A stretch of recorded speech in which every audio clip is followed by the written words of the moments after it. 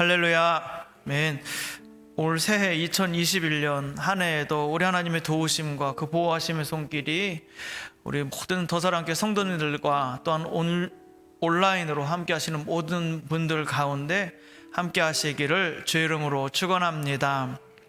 오늘 또 말씀 묵상하는 가운데 주님의 음성 들리시기를 축복합니다. 또 한 해 동안 올 한 해는 그리고 주님과 더 깊이 더 친밀하게 동행하시기를 바라겠습니다. 그래서 어려운 일 겪고 힘든 일 겪을 때마다 우리가 짧게 한마디 하나님께 올려드리는 거, 제가 지금 예수님 의지합니다. 예수 의지합니다. 그 말씀 주님께 올려드릴 때마다 주님은 기뻐 받으시는 줄을 믿습니다. 자, 우리가 지난주에 베드로의 지경을 넓혀주셨던 하나님, 그 부정한 것들이라 할지라도 하나님께서 이미 그리스도 안에서 깨끗게 하셨음을 하나님께서 말씀하시고, 이제 베드로의 생각과 사고방식과 유대인이라는 틀과 이방인이라는 부정한 것이라는 그 모든 경계선을 허물어 버리셨던 그 하나님에 대해서 지난주에 나누었습니다. 이번 주 오늘은 고넬료 가정에 이 베드로를 보내셔서 이 가족이 말씀을 듣는 가운데 하나님의 성령이 탁 내려오시고 온 가족과 그 함께하는 사람들이 성령을 받는 장면이 오늘 바로 이 장면입니다. 이 말씀을 함께 나눌 때 고넬료 가정, 또 고넬료가 가지고 있었던 어떤 하나님께 대한 목마름, 그것에 대해서 먼저 출발하고, 그리고 마지막 부분에서는 어떻게 하나님께서 채워주셨는지 나누기를 원합니다. 이 고넬료라는 이 사람은 로마 군대 백부장입니다. 100명의 군인을 다스릴 수 있는 통치권을 가진 지휘자입니다. 그는 이탈리아 로마 사람으로서 로마의 명예를 자기 몸에 가지고 있었고요. 그리고 백전백승하는 그 담대함과 용기가 있었던 사람입니다. 그 나름대로 같은 군인으로 시작해서 백부장까지 올랐으니까 나름대로 성공을 했었고 일가를 이루었습니다. 그리고 부족함이 없었습니다. 이 고넬료는 그래서 인생 이제 정해진 겁니다. 군인으로서의 삶을 쭉 잘 살아왔고 명예롭게 살아왔으며 이곳 가이사랴 지역에 주둔하면서 잘 일하고 열심히 잘 일하고 이제 은퇴하게 되면 어디로 가게 됩니까? 로마에서는 빌립보 지역을 정해놓고 빌립보에 은퇴한 군인들을 다 그곳에 두었죠. 로마에 두기는 부담스러우니까요. 그래서 이 고넬료는 사실은 그대로 지금까지 살아왔던 그대로 쭉 살다가 은퇴 후에 빌립보에 가서 편안하게, 연금이라고 하죠, 연금 받으면서 편안하게 생활하면 끝. 이만큼 더 보장된 게 어디 있습니까? 이 정복지에 가서 왕노릇하다가, 그쵸, 은퇴하면은 또 좋은 동네 가서 잘 만들어진 도시에 가서 은퇴 연금 받으면서 사는데 뭐가 하시겠습니까? 그런데 이 고넬료 안에서는 사실 세상 것으로는 채워지지 않는 갈망, 목마름, 이 메마름들이 있었습니다. 로마에는 신이 엄청나게 많이 있었습니다. 여러분이 그리스 로마 신화 책을 이렇게 읽어보시면, 그리스 시대부터 이름만 박혀서 로마로 내려왔고, 그 다음에 로마는 전 세계를 다 지배하면서 각국의 나라의 그 신들을 다 존중해 주었습니다. 그래서 오죽했으면 로마에는 만신전이 있었습니다. 그냥 다 모든 신을 다 모신 신전이 있었다는 거죠. 그래서 그렇게 많은 신들을 섬기고 있었던 로마 사람이었음에도 불구하고 그 안에는 그 신들의 이야기들을 곰곰이 생각해보면 신이 사람과 다를 바가 뭐냐 이거예요. 그 그리스 로마 신화를 읽어보십시오. 사람보다 더 잔인하고 악랄합니다. 그리고 더 욕망 덩어리입니다. 그래서 신이라고 하지만 사실은 사람의 모습일 뿐이에요. 그래서 그것으로는 도저히 채워지지 않는 그게 뭡니까? 전도서 3장 11절에 나와 있는 말씀입니다. 사실은 모든 사람 안에 이것들이 들어있습니다. 하나님이 모든 것을 지으시되 때를 따라 아름답게 하셨고, 그 모든 때를 따라 아름답게 하셨고, 또 사람들에게는 영원을 사모하는 마음을 주셨느니라 말씀하고 있습니다. 즉 사람은 자기 안에 있는 한계, 자기가 가지고 있는 이 유한함을 깨달을 때 영원에 눈뜨게 되고 영원을 사모하는 마음을 그때 갖게 되는 겁니다. 그래서 세상 것으로 혹은 내 능력으로 도저히 채워질 수 없는 이것은 아무리 눈에 보이는 것으로 세상 것으로 채우려고 한다 할지라도 채워지지 않는 목마름과 갈망이 있다는 거예요. 그것이 바로 하나님의 자리입니다. 우리 마음에 하나님이 계셔서 그 하나님이 영원하신 하나님, 그 영원하신 하나님이 우리의 주인이 되셔야 우리 마음에 참 만족이 있는 거예요. 여러분, 그러니까 우리가 얼마나 큰 그릇으로 창조되었습니까? 창조주 하나님, 우주보다 더 크신 하나님을 담는 그릇으로 우리는 창조된 존재입니다. 그러니 이 땅에 있는 조그만 것 몇 가지로 우리의 영혼을 채울 수 있다는 것 자체가 너무나 허무한 생각이 아니겠습니까? 그래서 사람은 계속 목마릅니다. 뭔가 다 가지고 있는데 계속 목말라요. 그리고 메말라갑니다. 그 갈망 가운데 그는 유대인들 모이는 회당에 찾아갔을 겁니다. 아마 저와 여러분이 갑자기 이스라엘에 가서 유대인의 회당에 들어가라 한다고 한다면 여러분 어떻겠습니까? 굉장히 생경하겠죠. 이렇게 생소할 겁니다. 그 들어가라고 할 때 그 안에서 어떻게 물어보겠습니까? 이 안에서 어떻게 오셨어요? 그럴 테고, 또 저는 누군데요? 이렇게 말을 해야 되고요. 또 그 궁금증이 있지 않겠습니까? 이곳에서 도대체 무슨 말을 하면서 무슨 이야기가 계속 여기서 있을까? 사람들은 왜 여기 이렇게 열심히 다니는 것일까? 그리고 여기 정말 진리가 있다면, 여기에 정말 참된 진실이 있다면, 우리 삶에 뭔가 진실이 있다면 내가 여기에 소속될 수 있을까? 여기 내 자리가 있을까 하고요. 그리고 교회 오신 분들, 처음 이렇게 오신 분들 보면 이렇게 참 안절부절 하세요. 그래서 초신자분들이 전도를 잘 하시는 이유가 혼자 거시기 위해서 같이 이렇게 오시게 되는 경우가 참 많이 있습니다. 그리고 참 재밌는 거, 교회 생활 오래 하다 보면, 그래서 전도한 친구는 교회를 떠나는 일이 있는데 전도받아 온 친구는 끝까지 남더라고요. 참 재밌습니다. 하여튼 이런 일들이 있어요. 굉장히 떨릴 겁니다. 저도 신학생 때 모든 종교마다 다 돌아다녔었습니다. 그래서 로만 카톨릭, 그리고 동방 정교회, 그리고 영국 성공회 다 들어가서 성찬까지 참여했었는데, 그때도 느껴지는 것은 한 가지였어요. 내가 외인이다라는 느낌.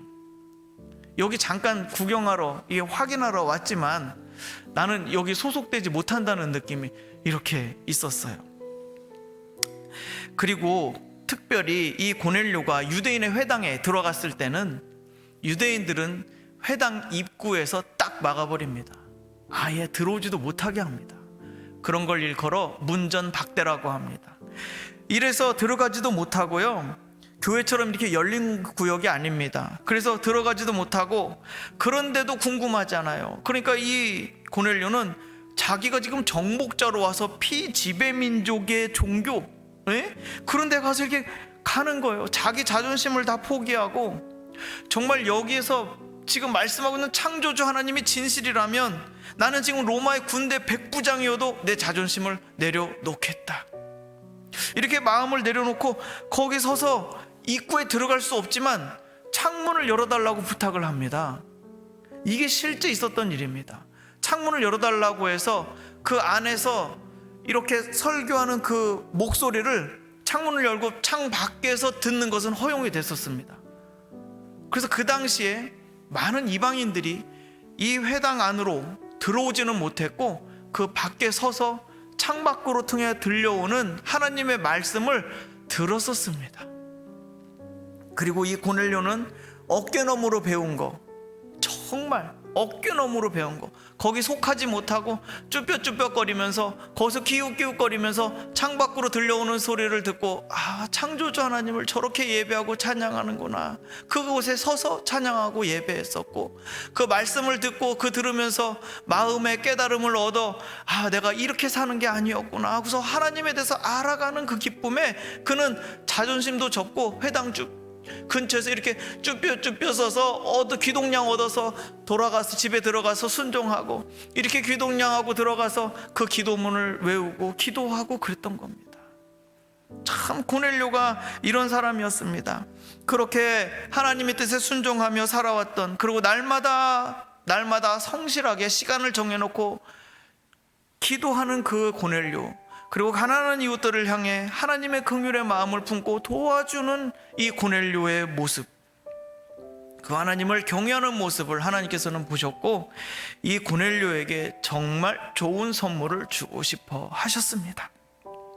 그래서 하나님께서는 이 고넬료의 마음에, 그 하나님을 갈망하는 마음에, 정말 채워지지 않는 그 마음, 오직 하나님으로밖에 채워지지 않는 그 인생의 허무함을 주님께서는 보셨고, 간절히 찾는 고넬료에게 가장 좋은 선물을 주기로 작정하셨습니다. 그리고 베드로에게 보자기 환상을 보여주시고, 그렇죠?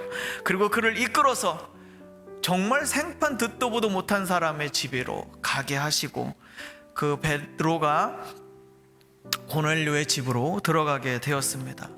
베드로가 이렇게 딱 입장할 때, 베드로 사도께서 입장하십니다 라고 딱 했을 때 고넬료의 첫 행동이 무엇이었는지 아십니까? 그 베드로를 맞이할 때 고넬료는 그 땅에 엎드려서 절하고 있었습니다. 사도를 모셔드릴 때 주님을 대하듯이 했었습니다. 그래서 그 앞에 엎드려서 그 겸손과 그 사랑으로 그 앞에 엎드려서 있었습니다.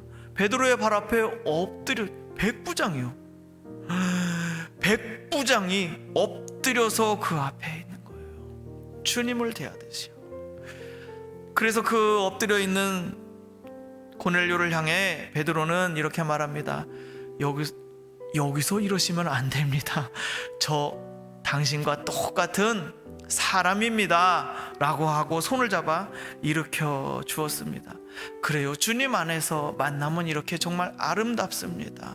주님이 주인 되심을 보았기 때문에 그 앞에 엎드리며 또한 그 손을 잡아 일으켜주는 모습으로, 그리고 이 고넬료는 간청합니다. 사도님, 베드로 선생님, 주님께서 저희들에게 말씀하시라고 마음에 맡겨주신 것이 있으시다면 이 자리에서 말씀해 주시기를 바랍니다. 이렇게 고백합니다. 참 간구하는 것이 너무 예쁘죠. 주님이 베드로 사도 선생님에게, 우리에게 들려주시라고 마음에 담아주셨던 것을 이 자리에서 꺼내 보여주셨으면 좋겠습니다. 이렇게 얘기하는 겁니다. 그러자 베드로가 어땠겠습니까? 베드로가 가슴이 터질 듯이 기뻤을 겁니다. 백부장이 굴복해서가 아니라 주님을 사모하는 사람을 이방인 가운데에서 만났고, 정말 하나님께서, 여러분 참 볼 때도요, 사역자로서 정말 이렇게 다 힘들다가도 모든 피로가 싹 씻겨지는 때가 있습니다. 언제냐면요, 준비된 영혼을 만날 때, 정말 사모하고 간절히 바라는 영혼들을 만날 때 모든 그것이 다 눈뜨듯이 녹아요. 그리고 또 그 사모하며 그 말씀 안에서 변화되고, 저도 이제 하나님을 사랑하게 됐습니다라고 딱 고백하는 문자를 저한테 딱 보내주면, 그걸 받는 모든 순간 다 녹아버려요. 그냥 다. 저는 세상 더러운 그게 가장 좋더라고요. 베드로의 마음이 그랬을 겁니다. 참으로 하나님께서는 사람을 구별하지 않으시고 차별하지 않으신다는 것을 내가 깨닫게 되었습니다. 출신이라든지 혈통으로라든지 그런 것으로 하나님은 차별하지 아니하시고, 하나님을 경외하고 하나님 말씀에 순종하여 행할 수 있는 각오가 되어 있는 모든 사람들에게 하나님께서는 그 구원의 문을 활짝 열으셨음을 제가 보게 되었습니다. 참 베드로 사도 이렇게 멋지게 되었습니다. 그리고 나서 그 입술을 열어서 나사렛 예수 그리스도에 대해서 소개하기 시작했습니다. 오늘 본문의 앞부분에 나와 있는 내용들을 제가 찬찬히 말씀드리는 겁니다. 우리 예수님이 오셨을 때 그 오신 것은 언제부터 시작이었느냐면 세례 요한이 먼저 이 땅에 와서 온 세상의 죄를 심판할 심판주가 오신다는 것을 선포했습니다. 그리고 사람들로 하여금 하나님께로 어서 그 죄를 내려놓고 모든 불의한 일들을 내려놓고 하나님께로 돌이켜서 그 삶을 바꾸도록 촉구했었습니다. 그리고 마침내 그 심판하실 분이, 온 땅을 하나님의 공의로 심판하실 분이 오셨습니다. 그분이 바로 나사렛 예수님이십니다. 그 예수님이 이 땅에 오셨는데 하나님께서 그 심판자이신 예수님을 성령으로 기름 부어주셔서, 충만하게 기름 부어주셔서 심판주로 오셨는데, 놀랍게도 그분은 이 땅과 이 사람들의 죄를 용서하시고 그 깨어진 삶을 회복하시는 일을 시작하셨습니다. 그리고 그분은 온 땅을 두루 다니며 착한 일, 선한 일들을 행하셨을 뿐만 아니라 마귀에게 눌린 자들을 해방시켜 주셨고 고쳐주시는 일들을 행하셨습니다. 그렇게 하나님의 능력과 권세가 나타나셨던 모든 일들은 하나님께서 그분과 함께 계셨기 때문입니다. 그런데 유대인들은 그 하나님의 오심을 반대하여 지극히 멸시하고 천대하고 박해하고 결국은 그 아들을 십자가에 못 박아 처형했습니다. 그런데 하나님께서는 그 아들을 죽은 자 가운데서 사흘 만에 다시 살아나게 하셨습니다. 그리고 그 다시 살아나셔서 하나님께서는 아무에게나 나타나 보이신 것이 아니라 우리 제자들, 신실한 증인들, 정말로 이 복음을 하나님의 아들 예수께서 이 땅에 오셔서 죄와 저주 그리고 그 사망의 권세까지 모두 다 해결하시고 깨뜨리시고 승리하신 이 사실을 하나님께서 신실하게 믿어 맡기신 증인들에게 나타내 보이시고 말씀해 주셨습니다. 우리가 바로, 저 아니고요, 베드로, 우리가 바로 그 증인으로서 엄숙하게 이 자리에서 고넬료와 이 가정에 속한 자녀들과 또 모든 함께하는 일을 하시는 모든 분들 앞에서 말씀드리겠습니다. 하나님께서는 나사렛 예수 그분을 온 세상을 심판하는 심판주로 세우셨습니다. 그분은 모든 불의를 심판하실 것이고 또 의로운 자들을 건져내실 것입니다. 그분은 그래서 이 앞부분에 본문에 나와 있습니다마는 살아있는 자와 죽은 자를 심판하시는 심판주로 예수님을 세우셨다고 말씀하고 있습니다. 하나님께서 예수님을 심판주로 세우셨다는 말씀, 그것은 믿는 자들에게는 구원이 되지만 믿지 않는 자들에게는 영원한 처벌, 영원한 형벌을 가져오는 이름이 되었다는 것을 명심하시기 바랍니다. 여러분, 이거 왜 이렇게 되는지 여러분 제가 말씀드릴게요. 예수님께서 세상의 심판주로 오셨어요. 모든 불의를 다 심판하기 오셨습니다. 그런데 그분이 오셔서 십자가를 지심으로 그분은 완전히 무기력하게 되셨고 그분은 완전히 죄인이 되셔서 십자가에서 죽으셨습니다. 그리고 그 십자가에서 그 죄에 대한 모든 처벌, 그 형벌, 그것을 모두 다 거기서 그 죄에 대한 값을 전부 다 치러내셨습니다. 그리고 그분이 다시 살아나셔서 이제 영원한 의의 왕이 되어주셨습니다. 그분은 재판장이신 거예요. 그래서 하나님께서 참 놀랍게도 하나님이 직접 이 세상을 심판하지 않으신다는 거예요. 여러분, 원래 구약에서 선지자들이 증명했던 것은 여호와의 날이라고 증언했었습니다. 예언했습니다. 여호와의 날, 모든 악에 대해서 하나님이 직접 심판하시는 날이 올 것이다 예언했습니다. 그리고 세례 요한은 거기까지 그 선지자들의 예언에 맞춰서 하나님의 심판이 코앞에 다가왔다 선포했습니다. 그런데 하나님의 아들이 오셔서 그 심판을 직접 자기 몸에 담으신 것이 십자가 사건입니다. 그리고 하나님은 그분을 다시 살리셔서 그분을 영원한 재판장으로 세우셨어요. 그러면 이제 어떻게 되는 것이냐, 상황이 하나님이 세상을 직접 심판 안 하신다는 겁니다. 그 심판하는 권한을 아들에게 맡기셨다는 거예요. 자, 그러면 이제 하나님의 공의는 어디에서 이루어졌느냐? 그 아들 안에서 하나님의 공의가 이루어졌습니다. 왜요? 모든 인류의 죄값을 십자가에서 치르셨기 때문에 하나님의 공의는 이미 이루어졌습니다. 그리고 이제 그 예수님이 재판장이 되신다라는 것은, 그래서 예수님의 이름을 믿는다는 것의 의미를 여러분 다시 조금 더 생각을 해보십시오. 예수님의 이름을 믿는다라는 것은요, 이제 하나님의 심판, 재판이 예수님에게 그 재판하는 권한이 넘어갔습니다. 그리고 예수님의 이름을 믿고 의지한다라는 것은 예수님께서 그 재판장, 의로우신 재판장 예수님께서 나의 죄의 값을 모두 다 치르셨다는 것을 믿으라라는 것입니다. 그래서 그분을 믿고 의지한 때 그분이 재판장으로서 우리에게 무죄를 선고하시고 하시려고 준비하고 계시다라는 거예요. 재판장인데 여러분, 우리가 생각할 때 이렇습니다. 만약에 우리가 재판장에 선다고 할 때요, 재판장에 서기 위해서는 우리의 죄가 이렇게 드러나야 재판장에 서게 됩니다. 우리 같은 일반인들은 검찰청에서 나와서 이렇게 수사하진 않을 거예요. 그런데 하여튼 만약에 검찰이 딱 죄를 잡아서 우리를 법정에 세운다고 하십시다. 그러면은 그 법정에 서 있을 때 우리의 죄가 다 드러났어요. 그럼 이 재판장, 판사는 그 법대로 재판 판정을 합니다. 그 재판 판정에 따라서 우리의 생과 사가 갈라지게 돼 있는 겁니다.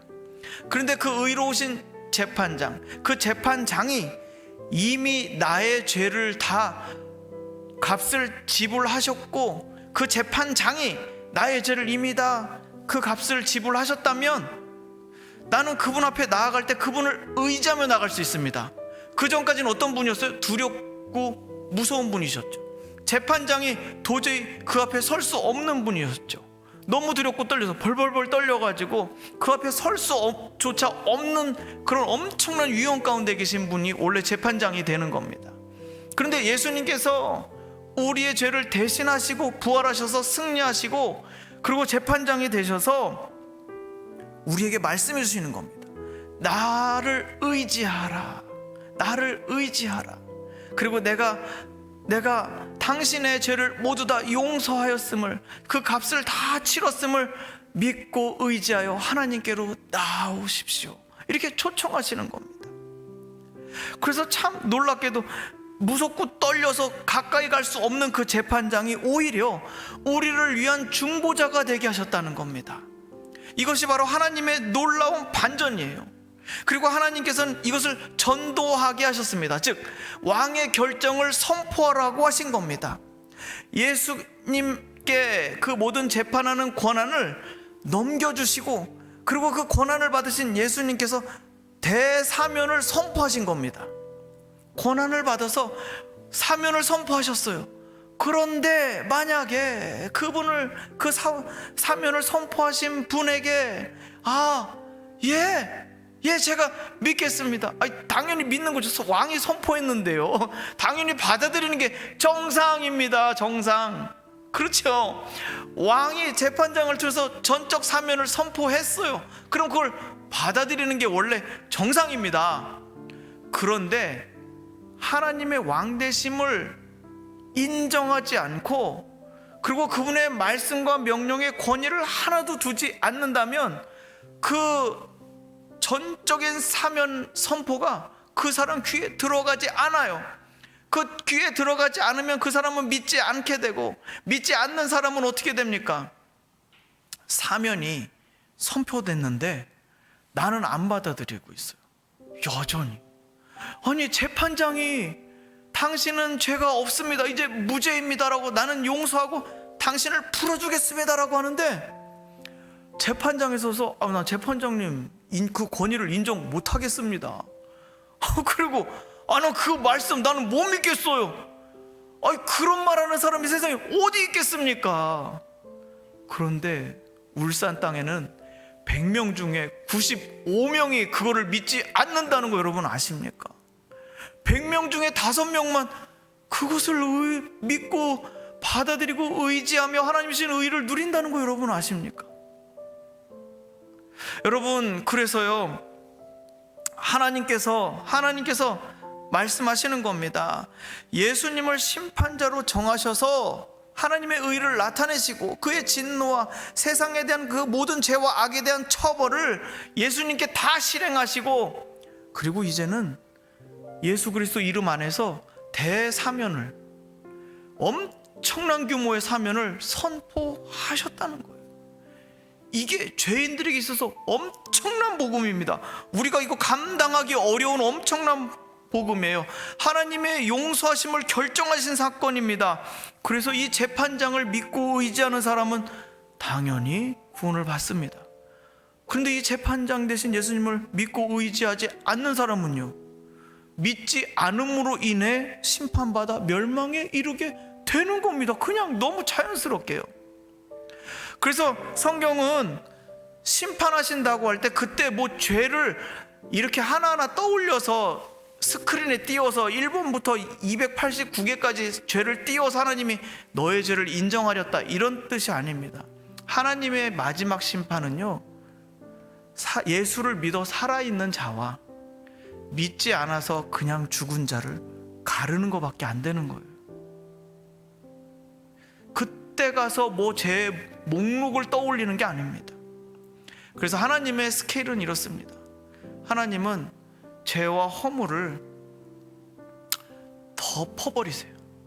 그것을 떠올리지 않으십니다. 그리스도 안에서 덮어버리고 영원히 어제까지 있었던 모든 죄와 허물, 실수, 연약함 그런 거 싹 다 끌어모아가지고 한 번에 다 폐기 처분해 버리십니다. 한 번에. 그래야 하나님 스케일이죠. 깨끗이 처리하시고 새롭게 하시는 은혜가 그리스도 안에 있는 거예요. 살려주셔서 새롭게 하시고 완전 새 사람으로 만들어 보시는 거예요. 그 변화가 그리스도 안에 있는 겁니다.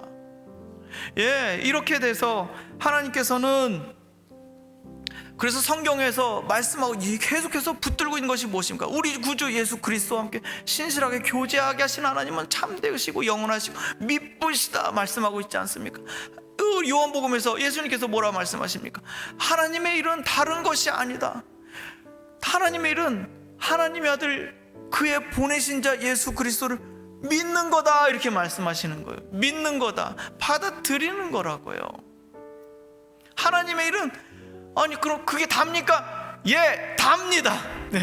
하나님의 용서를 받아들이는 게 그게 다예요. 그런데 제가 질문하겠습니다. 하나님이 여러분을 용서하시고 받아주셨는데 왜 여러분은 아직도 여러분 자신을 용서하지 못하고 용납하지 않으십니까? 하나님은 여러분을 용서하셨는데 왜 여러분은 실수하는 여러분을 용서하지 않으려고 하십니까? 복음이 주는 의미는 바로 이것입니다. 하나님은 용서하셨다. 그건 왕의 결정이에요. 왕께서 결정하신 거예요. 그리스도 예수 안에서 용서하시기로 결정하고 작정하셨고 선포까지 하셨습니다. 이미 온 세상에 다 백주대낮에 누구나 들을 수 있도록 하나님께서는 백주대낮에 눈뜬 상태로 말씀하셨어요. 그래서 그것을 받아들이면 되는 거예요.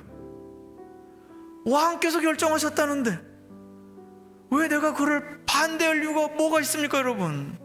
우리 그리스도인의 기쁨은 바로 여기에 있습니다. 우리 그리스도인의 평강과 안정감과 안식은 여기 있습니다. 왕의 결정에 따르는 자이기 때문에, 하나님께서 결정하신 일이기 때문에 그렇습니다. 이 말씀을 이렇게 증거하실 때, 베드로가 증거하고 있을 때 바로 44절에 이 말을 할 때 성령이 말씀 듣는 모든 자에게 내려오시니.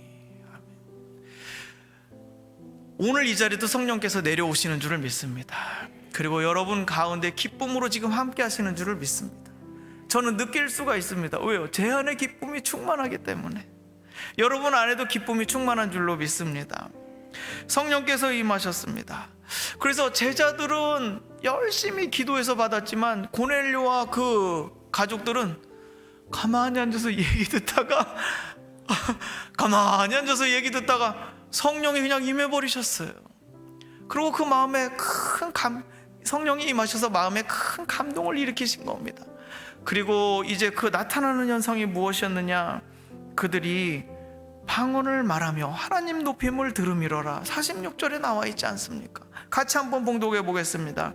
이는 방언을 말하며 하나님 높임을 들음이러라. 아멘. 방언을 말하며, 즉 이것은 사도행전 초기, 사도행전 제셀이 처음 성령님의 임하셨을 때 나타났던 바로 그 모습입니다.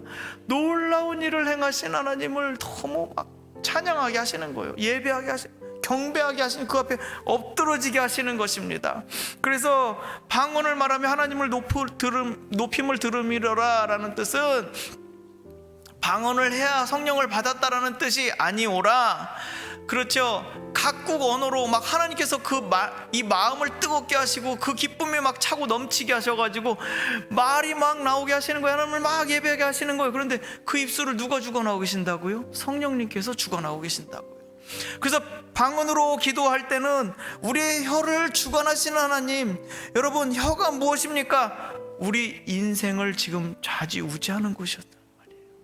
생의 바퀴를 불사를 수도 있는 엄청난 곳이 바로 이 혀입니다. 이 마음에 쌓여있는 것들이 나오는 게 바로 혀입니다. 그런데 그 혀를 이제 누가 주관한다고요? 성령님께서 주관하시게 됐다는 거예요. 우리의 마음과 생각과 우리의 모든 뜻, 우리가 내놓는 이 모든 것들이 슬슬 성령님께서 거룩한 것으로 바꿔버리셨다는 겁니다. 그래서 이제는 영원히 하나님께서 우리와 함께 계시며 지난날의 삶을 모두 다 결산해 버리신 겁니다. 뭐예요? 하나님과 원수되었던 모습들, 하나님을 원망했던 거, 하나님을 불평했던 거, 그리고 인생을 부정적으로 생각했던, 나 자신을 받아들이지 못했던 모든 것들까지도 다 청산하시고, 하나님과 원수되었고 하나님과 멀게만 느껴졌던 그 모든 것들을 다 청산하시고, 이제 하나님의 성령이 나 혀를 붙잡으셔서, 성령이 오셔서 내 입술을 붙잡으셔서 직접 끌고 가시는 거예요.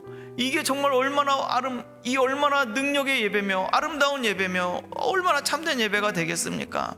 하나님 그것을 받으시게 되었다. 그래서 이방인 고넬료 가정도 하나님이 제자들에게 주셨던 똑같은 성령을 이 고넬료 가정, 그 모든 가족들에게 그대로 부어주셨다는 겁니다. 이 뜻은 무엇입니까? 이방인들도 유대인들과 똑같이 예수 그리스도의 이름으로 구원을 받으며 하나님의 가족으로 맞아들이게 되었다는 겁니다. 그리스도 예수 안에서 한 가족, 한 몸이 되게 하셨습니다. 그렇게 더럽다고 여겼던, 부정하다고, 깨끗하지 않다고 여겼던 이방인들에게까지도 하나님께서는 베드로의 생각을 열어주시고 지경을 넓혀주시고 경계선을 뛰어넘게 하셔서 그 도저히 열릴 것 같지 않았던 이방인들에게도 하나님의 성령이 임하게 하시고 예수 그리스도의 구원의 복음이 선포되게 하셨습니다. 그래서 하나님은 이제 이 고넬료에게 가장 좋은 선물을 주셨습니다. 여러분, 새해 들어서 새해 가장 갖고 싶은 선물 무엇입니까? 하나님은 주시려는 게 딱 한 가지입니다. 그거는 무엇입니까? 하나님의 성령, 아버지의 영을 주기를 원하십니다. 성령이 행하신 어떤 부차적인 것들이 아니라 그분 자신을 여러분에게 주기를 원하십니다. 그래서 그 성령이 여러분 안에 들어오셔서 여러분의 삶을 이제 완전히 뒤바꾸기 시작하시는 거. 예, 그것이 하나님이 주시는 놀라운 은혜 선물인 줄을 믿습니다. 입술을 주장하여 주시고, 이제 무엇을 기도해야 될지 모를 때에도 친히 성령께서 말할 수 없는 탄식으로 기도하여 주시고, 우리의 죄를 이 방언 기도를 통해서 계속 쏟아내게 하셔서 우리 영혼을 계속 정결하게 하시고, 하나님의 능력을 기름 붓듯이 계속 부어주실 겁니다. 이 기도를 통해서요. 그래서 이 하나님 안에서 하나님의 권세와 능력이 저와 여러분을 통해서, 예수 그리스도를 구주로 믿는 저와 여러분들을 통해서 이제 나타나게 하실 겁니다. 여러분이 엄청난 일을 기대하십시오. 성령께서 들어오셔서 성령을 부어주셔서 예수께서 하신 일보다 더 큰 일들을 감당하게 하실 것입니다. 그건 주님이 약속하신 겁니다. 너희들은 내가 한 것보다 훨씬 더 큰 일을 하게 될 것이다. 맞습니다. 예수님은 비행기도 없었잖아요. 우리는 이제 비행기 타고 저 멀리 가서도 일할 수 있습니다. 우리는 더 놀라운 일들을 행할 것입니다. 그게 아버지의 마음인 거예요. 우리 아들은 더 크게 보고 더 넓게 보고 더 큰 일들을 하게 될 거다. 내가 그것을 부어줄 것이다. 그것은 무엇입니까? 만물을 회복하는 일들을 하게 할 것이다. 그 시작점, 그 출발점이 저와 여러분이 되는 줄을 믿습니다. 그러므로 이 왕의 결정에 여러분 믿음으로 받아들이시기 바랍니다. 왕께서 대사면을 선포하셨습니다. 그 사면을 여러분 받아들이십시오. 주님이 용서하셨는데 왜 여러분은 여러분 자신을 용서하지 않으십니까? 용서하시기 바랍니다. 그리고 여러분 자신을 하나님 안에서 그대로 받아들인 자로 용납하시기를 바라겠습니다. 여러분 여기 보세요. 이방인이라도 이렇게 결국 같은 성령을 받았기 때문에 세례 주는 게 뭐가 문제가 되겠느냐? 그 자리에서 세례를 베풀었습니다. 세례를 베풀었다는 말은 뭡니까? 그리스도와 완전히 하나인 것을 증명하는 거 아니겠습니까? 그리스도와 영원히 연합되는, 이제 이 인생은 예수님과 영원히 연합되었습니다라고 땅 하고 인쳐주는 겁니다.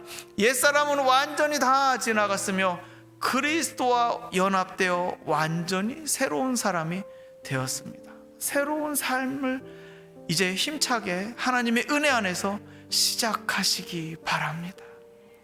그리스도 안에서 깨끗하고 의로우며 하나님의 영원한 은혜와 긍휼이 있는 삶이 이제 당신 앞에 활짝 열어졌습니다. 그 길을 주님과 함께 하나 되어 걸어가시길 바라겠습니다. 베드로가 이렇게 말한 거예요. 얼마나 멋있습니까?